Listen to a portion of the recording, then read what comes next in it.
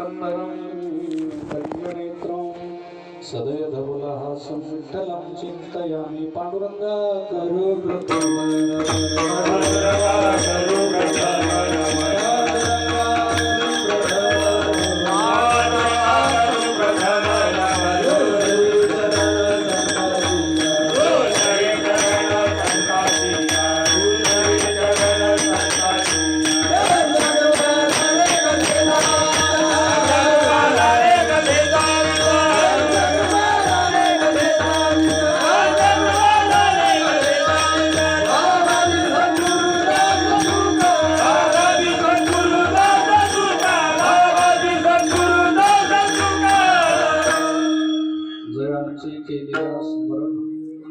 सकळ विद्यांचे अधिकरण तेची बंधू श्री चरण श्री गुरूंचे नमस्कार जयाचे नियंगवे शब्दसृष्टी आठवे सारस्वता गवे जी मेसिये वर्णानामृत संज्ञानाम रसानाम छंदसामपि मंगलानांचे करतारो वंदे वाणी विनायकं वंदे बोधमयं नित्यं गुरुं शंकर रूपिणा यमाश्रिता हि वक्रोपि चंद्र सर्वत्र वंदते श्री सीताराम गुणग्राम पुण्यारण्य विहारिणो वंदे शुद्धवीणा कवीश्वर कपीश्वर अलंकापुरी रम्य सिंहासनस्थं पदाम्भोजतेजस्फुरित प्रदेश विनिन्द्रादिदेवै सदा स्तूयमानं समाधिस्तनृतिं भजे नमो सद्गुरु गया ज्ञानदीपा नमो सद्गुरु सच्चिदानंद रूपा नमो सद्गुरु भक्त कल्याण मूर्ति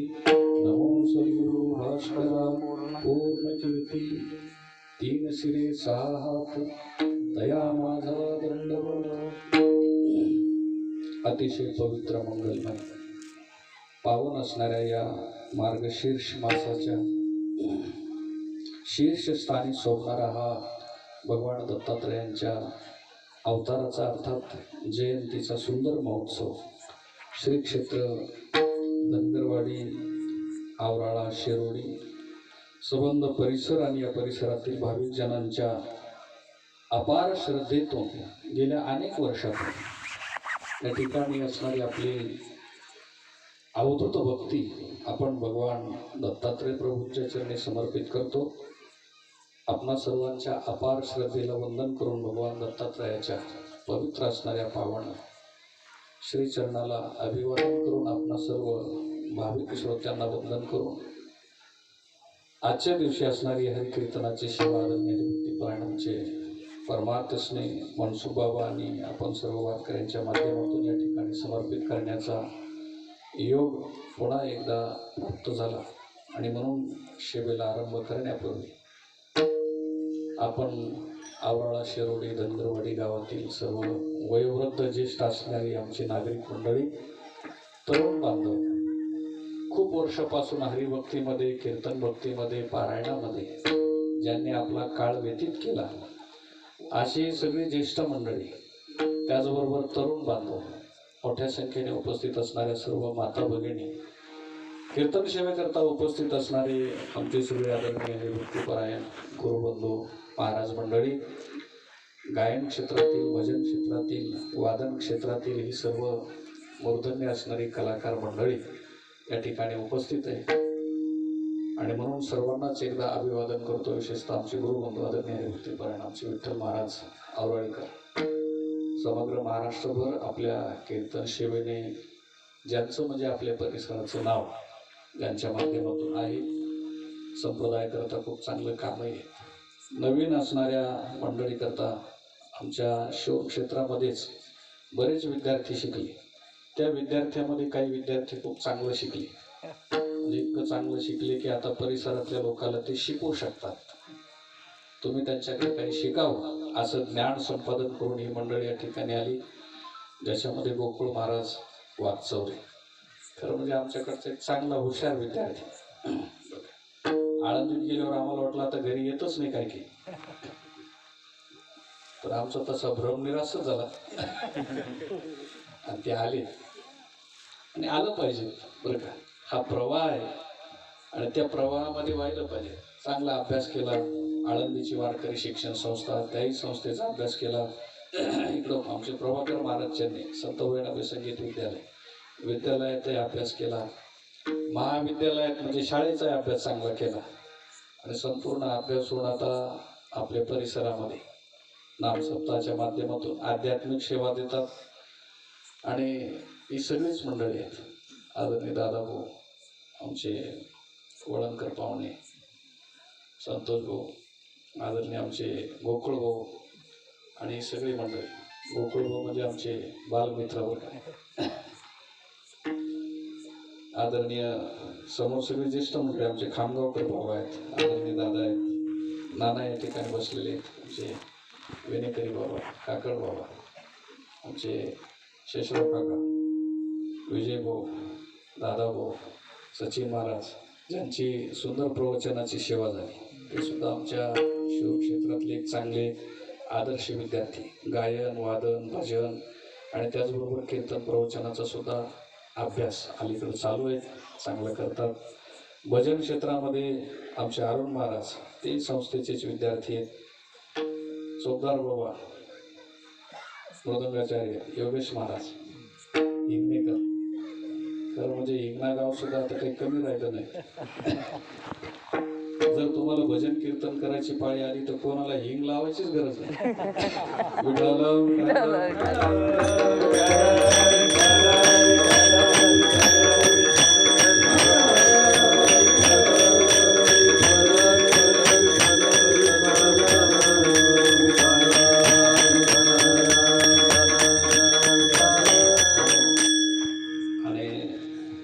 गायकवाडांना आपण सगळीच मंडळी आमची नेहमीची प्रेमाची आहे.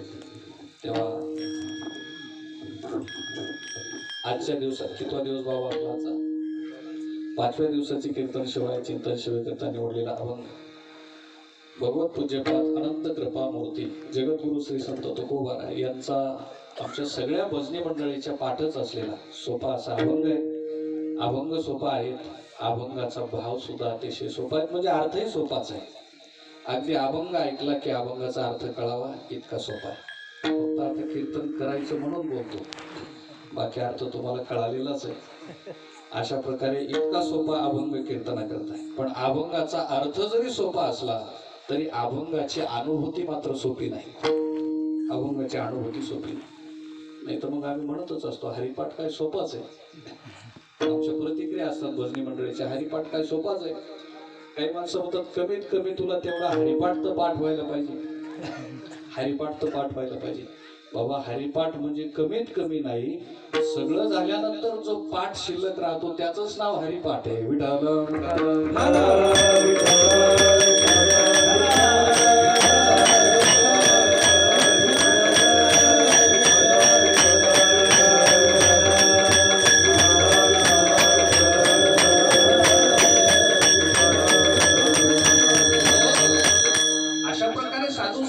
जी अनुभूती आहे ती असीम आणि अलौकिक असते. कशी असते? असीम असते आणि अलौकिक असते, म्हणजे तिला सीमा नसते. आणि काय अनुभूती असते? जगामधले सामान्य माणसं संसारामध्ये ती कधीच घेऊ शकत नाही.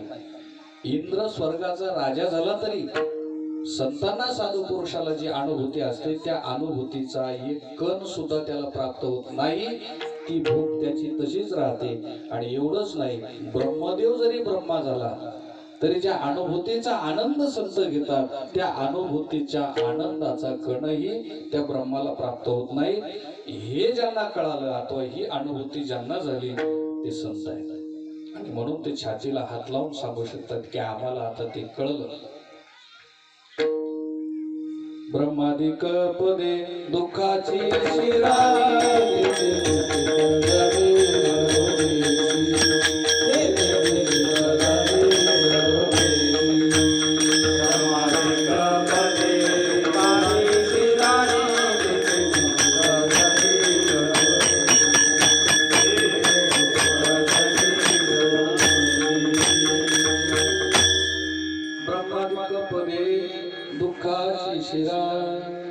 तेथे चित्त जर दुश्चित्त म्हणायची काही गरज नाही, चित्त म्हणले तरी जमतं, कारण पुढे जनी शब्द आहे ना.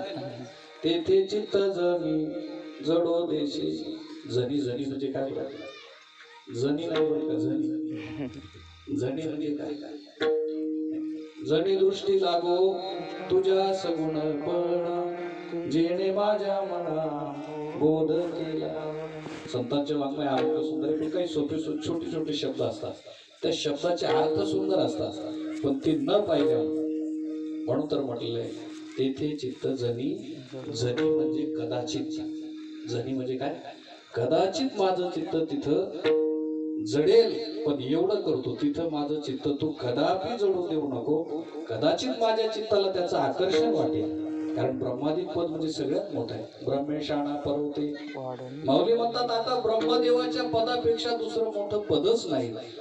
पण तुकोबाराय ज्ञानोबाराय आदी करून साधू संत सांगतात जगाच्या व्यवहाराच्या लौकिकाच्या कर्मकांडाच्या दृष्टीने ही पद खूप मोठी असले तरी सुद्धा साधूची अनुभूती मात्र याच्यापेक्षा अद्भुत असीम आणि अलौकिकच आहे. त्याच्या अनुभूतीला पुन्हा दुसरी कुणाची उपमा जोडून पाहताच येत नाही. जिथं ब्रह्मदेव स्वर्गातील इंद्रादी कमी पडतात तिथं तुमच्या आमच्यासारख्या सामान्य माणसाची काय कथा आहे एवढी अनुभूती. म्हणून संतांचे अभंग सोपे असू शकतात, कधी कधी त्याला चाली अवघड लावल्या जातात आणि कधी कधी फारच सोप्या लावल्या जातात, आणि कधी कधी एकच चाल डबल डबल म्हटली जाते. मग भजनी मंडळी म्हणत असतात अहो ती झाली ना चाल, आता एकदा झाली आता बदलून म्हणा. पण या अभंगाला आम्हाला अजून कोणी म्हणत नाही की महाराज काय आता खूप दिवस झाले ना 400 वर्ष, आता तुकाराम महाराजांचेच अभंग कुठपर्यंत बदलून घ्या ना कोणाचे तरी, असं समाज म्हणत नाही का? चालीला समाज भेटू शकतो पण संतांच्या बोलीला समाज कधी भेटू शकत नाही. अमृताते ही पैजा जिंके ऐशी अक्षरे रसिके मिळवी. पूर्वार्ध तुम्हाला माहितच आहे. माझा मराठाची बोल कौतुकी अमृताते ही पैजा जिंके. कारण ज्ञानोबारायांनी आपल्या श्री गुरुकडं तसं मागणंच मागून घेतलं. साहित्य सोनियाची खाणी उघडवी देशीची क्षोणी विवेक वल्लीची लावणी होते सई. हे जे अक्षर आहेत ना हे विवेकाची झाडच आहे, म्हणजे ज्ञानाची कल्पतरूच आहे. म्हणूनच त्याला विवेक वल्ली असं म्हणतात. विठाल विठाल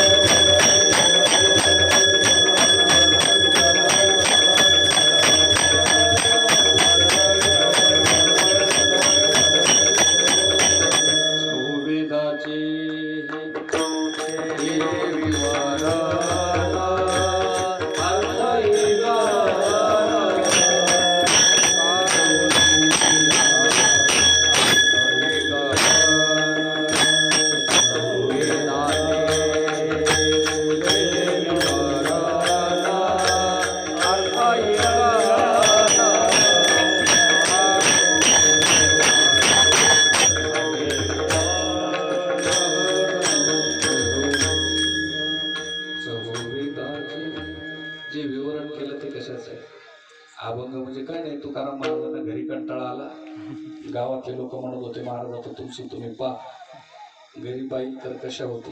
आम्ही अभंगात वाचलंच तसं. बरे झाले देवा बाईल कर्कशा बरी हे दुर्दशा जना माझी. हे सगळं असं झालं ते भंडाऱ्यावर जाऊन बसले. रिकाम टेकडा माणूस बसला होतो तसा बसेल का? रिकामाच बसला तर काहीतरी उद्योग करणारच आहे. मग काय केलं काय नाही, बसले बसले लिहिले अभंग. लिहून पाहणं शारदो बसल्या बसल्या लिहायचे बाजूलाच राहिले.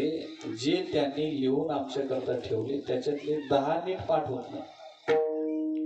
आमचं भजनी मंडळ सगळं टिळपिड्या संपलं. पण याचा अभंग जर त्याने म्हणला तर तो म्हणतो माझा कशाला तू म्हणला, मला अजून म्हणायचं आहे ना. तू माझा म्हणून घेतला तर मग मी कोणता म्हणू? गाते संपले का? मालिकेमध्ये अभंग शिल्लक नाही का? पाहून पाठ करण्याची प्रवृत्तीच नाही. सोमवार जर आला तर एकच शिवगोळा पाठ आहे, त्याच्यापेक्षा दुसरा येतच नाही. अभंग खूप आहे पण अभंग पाठ करण्याची प्रवृत्ती कोणाची? का?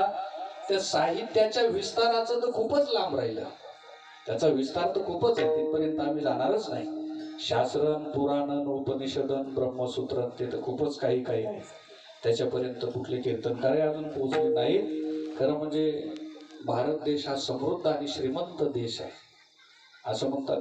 ते 2 विद्यालय होते महाराज, काय नाव त्यांचं, आपलं नालंदा विश्वविद्यालय आणि दुसरं कोणतं, तक्षशिला विश्वविद्यालय. वा, आमचा एक विद्यार्थी टाळ्या वाजवतात त्यांच्या.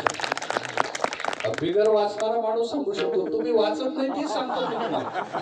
आपण वाचत नाही हीच आपली अडचण आहे बरं का. एक नालंदा आणि एक तक्षशिला 2 विद्यालयाला आग लागली आणि किती दिवस जळत होते, काही महिने जळत होते. पण एवढे विद्यालय जळून सुद्धा इंग्रजाला वाटलं आता भारतीय विद्या संपली असेल, भारतातलं साहित्य संपेल, भारतातलं ज्ञान संपेल. भारतामध्ये ऋषीमुनी आणि साधू संतांनी जे साहित्य तयार केलं ते साहित्य जोपर्यंत या देशात आहे तोपर्यंत या देशावर कोणीही राज्य करू शकत नाही, असा अभ्यास मॅकॉलेने केला. आणि त्याने सांगितलं जर भारतातले माणसं जिंकायचे असतील तर पहिल्यांदा त्यांचं साहित्य जिंकलं पाहिजे, साहित्य संपवलं पाहिजे. आणि हळूहळू आपल्या धर्मशास्त्रापासून आपल्याला दूर केलं की मग आपण यांना जिंकू शकतो. खरं म्हणजे माणसाच्या अंगातली ताकद आहे ती ताकदच नसते, माणसाच्या डोक्यातली ताकद आहे तीच खरी ताकद असते. कारण शरीराला डोकंच चालवित असतं. विठ्ठल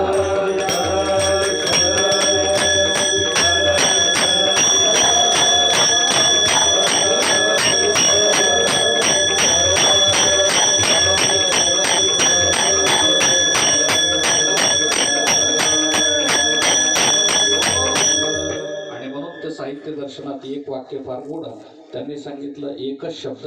बरं का, जगात शब्दाची जेवढी किंमत आहे आपण दिवसभर वाचतो ना ती पारायण. पारायण म्हणजे काय, काहीच नाही, संतांचे शब्द. आणि शब्द म्हणजे काय, शब्द म्हणजे अक्षर नव्हे, शाईचा कागदाचा खेळ नव्हे, बरं, डोकं चालून लिहिणं नव्हे.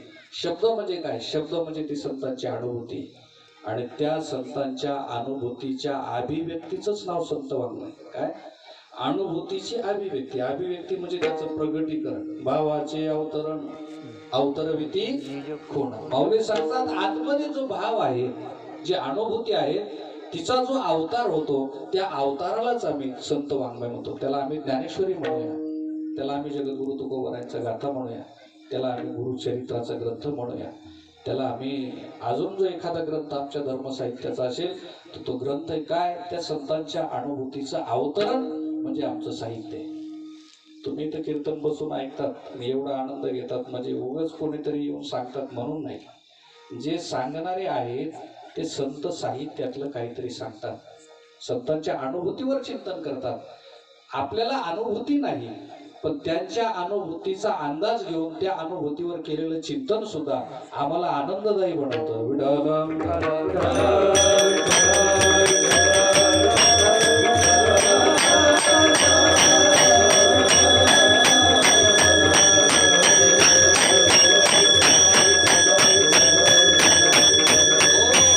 कीर्तन म्हणजे काय, प्रवचन म्हणजे काय आहे, हरिकथा म्हणजे काय आहे, काहीच नाही.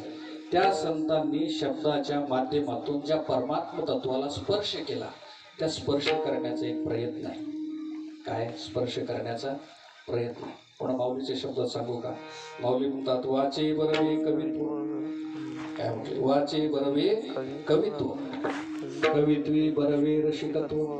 आणि पुढचं फारच सुंदर आहे, रसिकत्वी परतत्व स्पर्श जैसा. आपल्या रसिकत्वाने आपल्या शब्दाद्वारे परतत्वाचा स्पर्श, एरवी परमतत्वाचा स्पर्श माणसाला कुठल्याही इंद्रियाने कधीही करता येत नाही. म्हणून तर असं म्हटलेलं आहे, इंद्रियाशी चोरोणी जेवी तयाशीच भावे. ते परमात्म तत्व असं आहे, ज्ञानोबा सांगतात जे इंद्रियाच्या द्वारे देवाला भोगण्याचा प्रयत्न करतील ना तर ते गल्लत करतील, ते गफलत करतील. का, परमात्म तत्व ही कुठल्याही बाह्य अंगाने उपभोगण्याचा विषय अथवा वस्तू असू शकत नाही. आत्मतत्व हे रसिकत्वानेच प्राप्त होत. महाराजांनी सुंदर चाल गायली आहे बघा. आता हे गाण्याकरता सगळे तानशेन नसले तरी कानशेन तरी कमीत कमी असं पाहिजे का नाही. कानशेन म्हणजे कधी कधी ऐकलेलं तरी असलं पाहिजे ना. पण कधीच ऐकलं नाही ना अचानक ऐकलं तर मग जमणार नाही. कधीच गायलं नाही ना अचानक गायलं तरी जमणार नाही. अचानक जर गायचं असेल तर आंघोळ करताना बाथरूम मध्ये, कीर्तनामध्ये गाता येणार नाही, स्टेजवर तर अजिबात येणार नाही. असं जर वाजवायचं असेल तर मग घरात डबडं वाजवा तुम्ही, काय अडचण नाही. तुमची आई बाप सांगतील काय डोकं उठर लावले. पण कीर्तनात बसून वाजवायचं असेल तर त्याच्याकरता शिकावं लागेल का, त्याच्याकरता काय असावं लागेल, जिज्ञासा असावी लागेल, अभ्यास असावा लागेल, अपूर्वत्व असावी लागते, म्हणजेच रसिकत्व असावं लागतं. आणि रसिकत्वामध्ये तिथं स्पर्श करता येतो. गायनामध्ये एक आनंद आहे का, त्या आनंदामध्ये सुद्धा एक स्पर्श आहे. कशाचा स्पर्श आहे, त्याच्यामध्ये सुद्धा आपल्या आत्मस्वरूपाचा स्पर्श करता येतो. म्हणून खूप मोठी कला आहे. म्हणून तर नारद मुनी सांगतात, गाय मानश्चराम्यहम देवदत्ताम इमाम विना स्वर ब्रह्म विभूषिता. देवाने दिलेली ही विना गळ्यात घालून मी त्या स्वरब्रह्माची उपासना करतो. आणि त्या उपासनेतून, स्वरब्रह्माच्या उपासनेतून परब्रह्माची अनुभूती येते. विठ्ठल विठ्ठल विठ्ठल.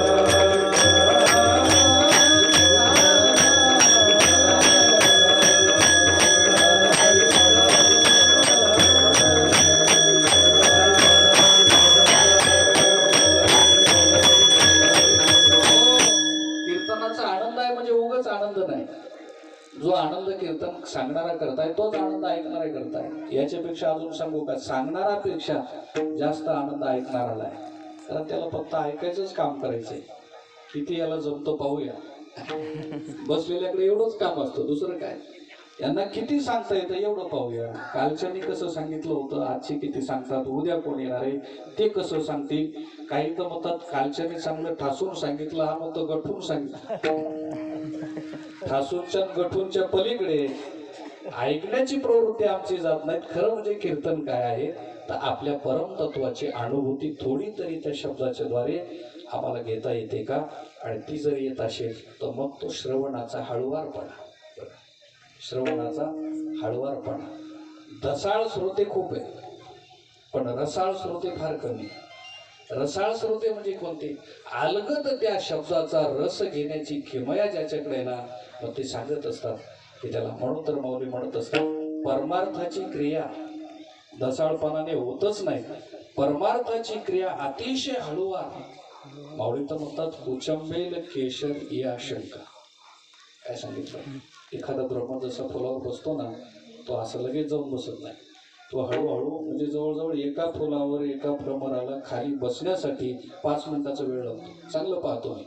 तो गेला फुलावर बसला असं कधी होतच नाही. तो 5 मिनिट घालवतो. कशा करता, तो माझ्या शरीराचा भार, ज्या फुलाचा मकरंद मी सेवन करणार आहे त्या फुलाला नाही झाला पाहिजे, माझ्या बसण्याचा त्रास त्याला नाही झाला पाहिजे, माझा जोरात धक्का सुद्धा त्याला नाही लागला पाहिजे. एवढं अलगद की माझा स्पर्श सुद्धा त्याला जाणवता कामा नये. मी इथं येऊन बसलो म्हणजे त्याचा मकरंद घेतो पण त्यालाच कळू देत नाही. इतक्या हळुवारपणाने घेतो. मला वाटतं हे दर्शन ज्ञानोबारायाने आपल्या शब्दात केलं. याच्याकरता सुद्धा माऊलीचं हृदय असावं लागतं की परमार्थाचं ग्रहण कसं असलं पाहिजे. विठ्ठल विठ्ठल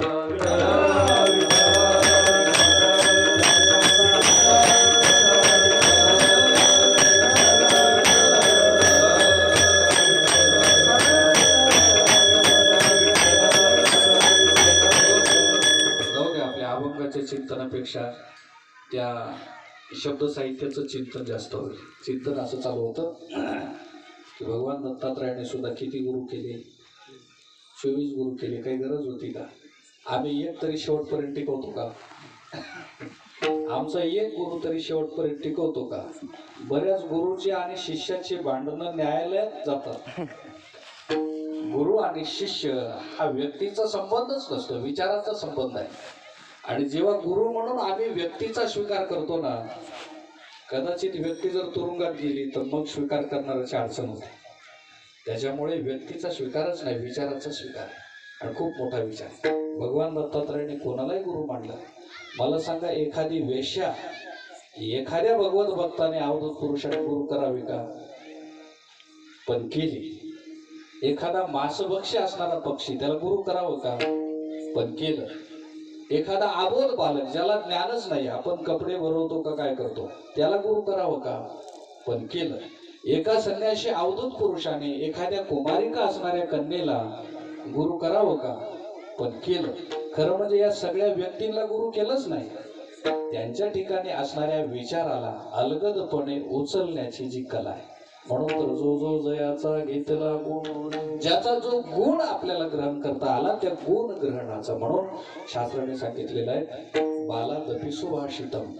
एखादा माणूस अबोध लहान बालक जरी असला तरी त्याने जर एखादी चांगली गोष्ट बोलल्या गेली तर त्याची स्वीकारलीच पाहिजे. खरं म्हणजे माणसं चांगलं असलं तरी लवकर स्वीकारित नाही, आपल्या पार्टीचा माणूस असला तर मग लगेच स्वीकारतात. विठाला विठाला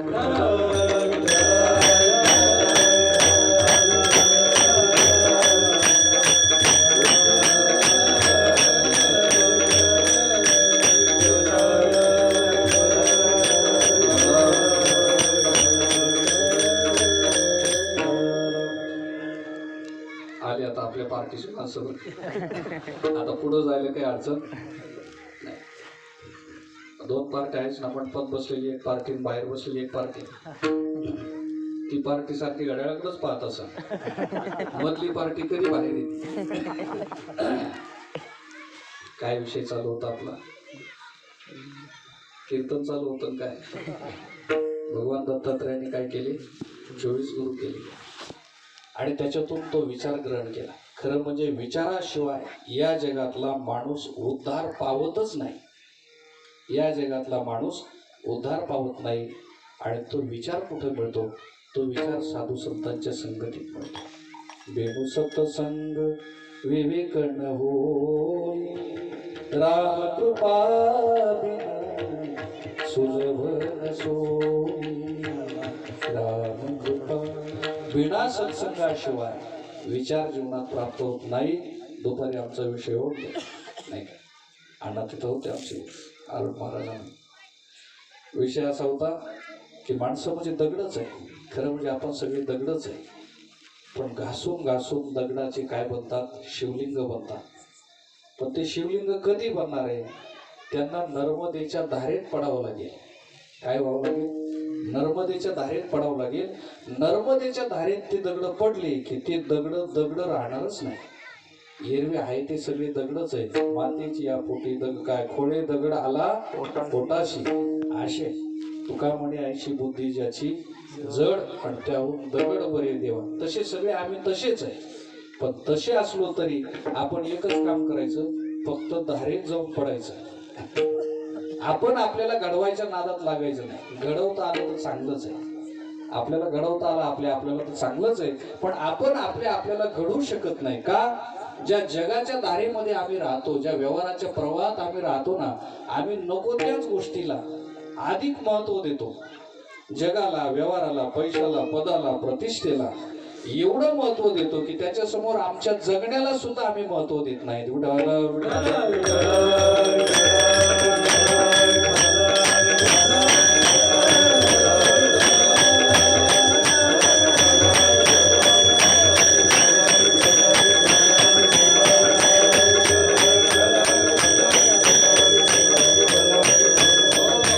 कीर्तनाची सुद्धा एक गंगाच आहे.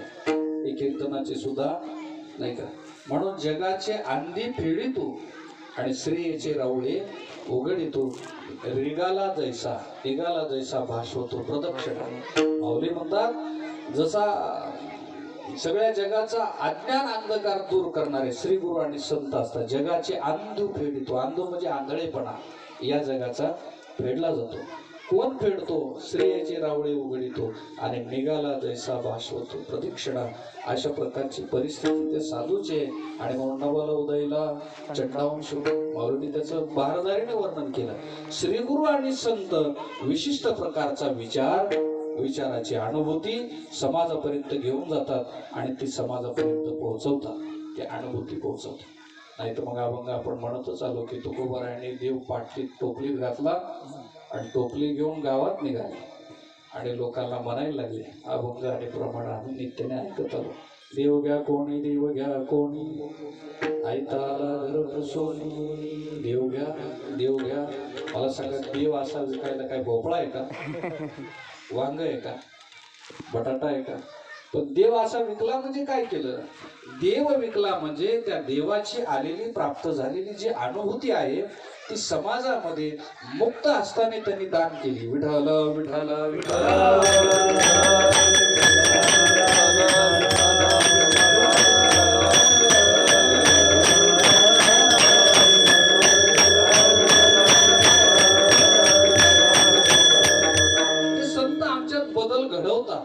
ते बदल घडवतात. पण त्या संत विचाराची जी विचारधारा आहे त्या विचारधारेमध्ये आम्ही पडून राहिलं पाहिजे.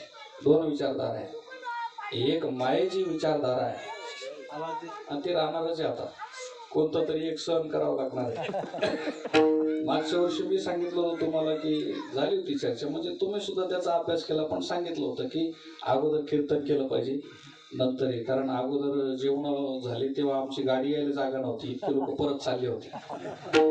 मला एवढं जर गोंधळ आहे तर मग एवढ्या बट्ट्या उकळवतातच कशाला, घरी खातील ना ते आपल्या आपल्या एवढं सगळं. पण त्या अन्नदानाचा एक आनंद आहे, ते सुद्धा केलंच पाहिजे. खूप मोठं अन्नदान आहे मला. पण ते असं आहे, अगोदर मग कीर्तन नंतर भोजन असं जर केलं तर मग तुम्ही बदलून घेतलं. असं केलं तर थोडं असं होणारच आहे. कारण ते कीर्तनाचे खास रसिक नाहीतच. कुठला तरी जाण्याचा त्रास नाही तर मग ते थांबणार आहे, पण थांबले तर ते काही गप्प बसून ऐकणार आहे का? ते 4-2 वर्ष गोंधळ करणार आहे. हळूहळू ऐकतील आता सवय लागेपर्यंत. पण त्याच्यापेक्षा हे बरं बरं का, बळजबरी का होत नाही, इकडं तिकडं बसून का होत नाही. कीर्तन लेट केल्यावर कीर्तन करायला 2 शिव्या देऊन का होत नाही, पण त्यांना इथं बसूनच राहणं आहे आणि कीर्तन ऐकणंच आहे. खरं म्हणजे आमच्या साधू संतांचा विचार हाच आहे की तुम्ही आम्हाला चांगलं म्हणा नाही तर वाईट म्हणा, तुमच्या दगडाचा देव आम्हाला बनवायचा आहे. ही विचारधारा कीर्तनाची आहे, जेणेकरून तुम्ही वास्तविक समाधानाला प्राप्त व्हाल. अशा प्रकारचा विचार ज्याच्यातून दिला जातो ना, ते आमच्या महाराष्ट्रातलं वारकरी कीर्तन आहे. दुसऱ्या राज्यात दुसरी साधन आहे, पण आपल्या राज्यात हे वारकरी कीर्तन आहे की माणसाचा देव बनवायचा, दगडाचा देव बनवायचा.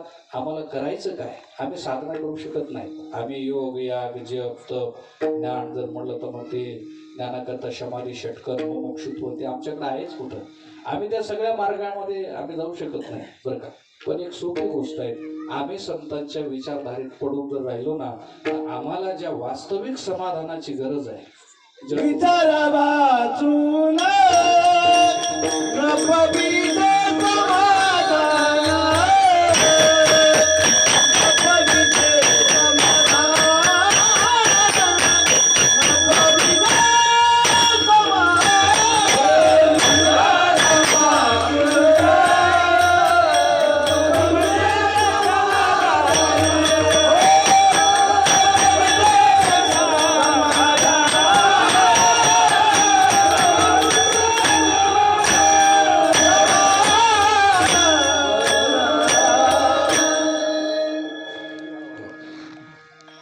ऐकणे समाधानाचं साधन. तर सहज समाधान याला काही पैसे द्यावे लागतात का? सिनेमाला किती रुपये पोरांनो, जशी पिक्चर टाकी असेल तशी, जशा क्वालिटीचे असेल तितके पैसे. पण तितके पैसे देऊन जाताना जेवढ्या उत्साहात माणूस जातो ना, ज्या फिल्मीचं नाव ऐकल्यावर आपण काही पाहिले नाही आता, ज्या फिल्मीचं नाव ऐकल्यावर जेवढ्या समाधानाने माणूस जातो ना, बाहेर येताना तितक्या समाधानाने तो परततच नाही. दुसऱ्याने त्याला सांगितलं होतं की सिनेमा खूपच चांगला आहे आणि त्याने सांगितलं 500 रुपये तिकीट लागलं तरी हरकत नाही, पण एवढा आपल्याला पाहायचाच. पण तेवढा पाहून आला, पण पैसे गेले, सिनेमा पाहून वेळ गेला आणि जेव्हा परत निघाला तेव्हा मनात म्हणला त्याने सांगितलं तेव्हा जसं वाटलं होतं ना, पाहिल्यावर तसं वाटलंच नाही.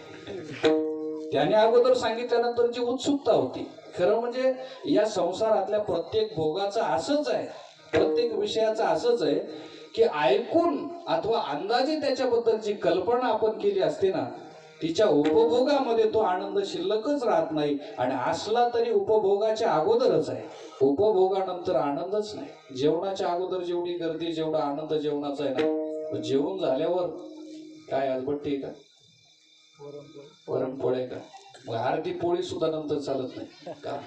अगोदर इच्छा असते 4-5 तर वाजूनच देऊ, काही पट्टे म्हणत असते, पण खायला बसलं तर 3च जास्त होतात. नंतर आता एक सत्कूर जरी कोणी जास्तीच्या आग्रहाने ठेवली तर मग इमानदारीने ठेवणाराचा राग यायला लागतो का.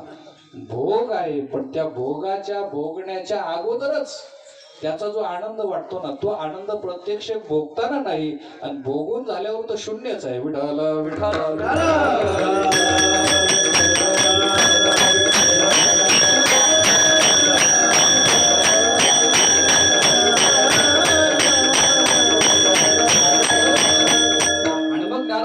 विचारा की माऊली आम्हाला आनंद कधी येणार आहे.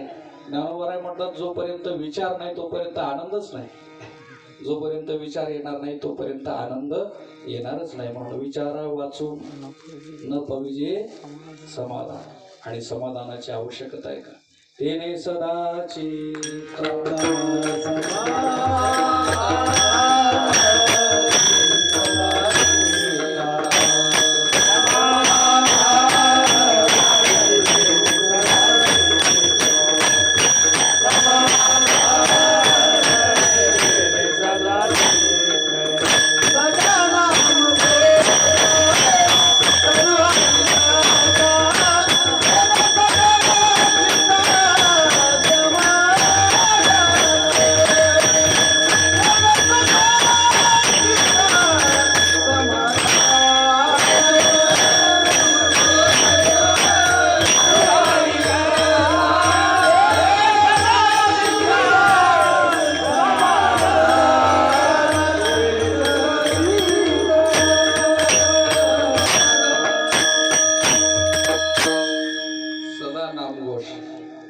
सदा हरी कथा आणि सदा चित्तात समाधान, नाही तर मग सदा समाधान आणि हरिकथा कदा कदा, तसं नाही जमणार.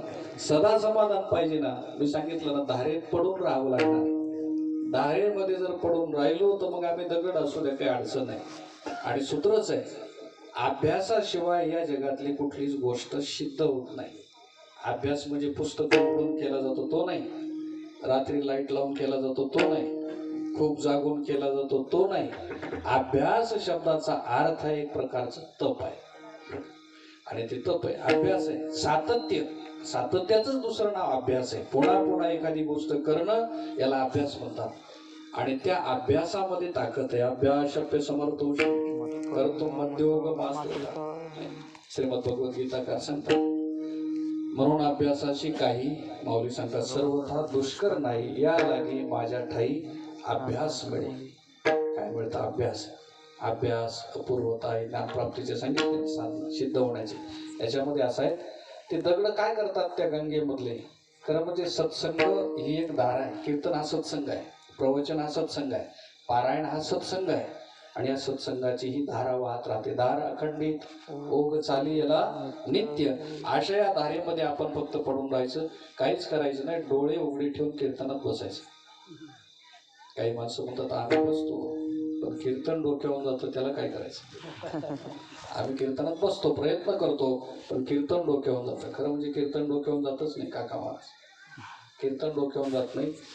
काही माणसं नवीन चांगलं शिकून येतात, आळंदी पंढरपूर क्षेत्रात खूप अभ्यास करतात, आणि अभ्यास करून शिकून आले की मग ते समाजात कीर्तन करायला आरंभ करतात. होतं असं की समाजाला शुद्ध कीर्तन चालत नाही बरं का. आणि ते रुचेल पचेल अशा भाषेमध्ये सांगण्याची शैली त्याच्याकडे अजून नसते, कारण त्याला शास्त्राचा अनुभव आहे पण समाजाचा नाही, आणि समाजाचा काही काहींना अनुभव आहे पण शास्त्राचा अजिबातच नाही. आमच्या वारकरी कीर्तनात खूप गंमत आहे. काही माणसं वारकरी कीर्तनात असे, आमची सगळी महाराज मंडळी आपण इथं परिवारातलीच माणसं आहे आपण सगळे. खरं म्हणजे काही माणसं आपण विचार करतो ना की ते शास्त्राकडे कधीच पाहत नाही, पण त्यांनी समाजाकडे पाहून असं कीर्तन करतात. मग मी अगोदर सांगितलं ना, ठासून केलं गठून केलं, मग ते तालात होतं का स्वरात होतं का चिंतनात होतं का अभंगावर होतं का अभंगाच्या बाजूला होतं, त्याचा काही अंदाज नसतो. पण ते लोकांना पटेल असं बोलण्याचं त्याला माहीत होतं. ते लोकांना शास्त्र कळत नाहीत ही त्यांना माहिती आहे, मग ते शास्त्र सांगतच नाही म्हटल्यापेक्षा ते शिकतच नाही. खरं म्हणजे लोकांना शास्त्र कळत नाही, काय अडचण नाही, पण कमीत कमी जे सांगायला उभे राहिले त्यांना थोडेफार तरी. शास्त्र तसे कोणाला कळतात? कोणालाच कळत नाही. शास्त्र म्हणजे खूप मोठी गोष्ट आहे, पण थोडे थोडे तरी आपल्याला कळावे. मग जेवढे कळाले त्याच्यातले थोडे थोडे सांगता येतात, पण न कळता सांगणारा योग वर्ग आहे.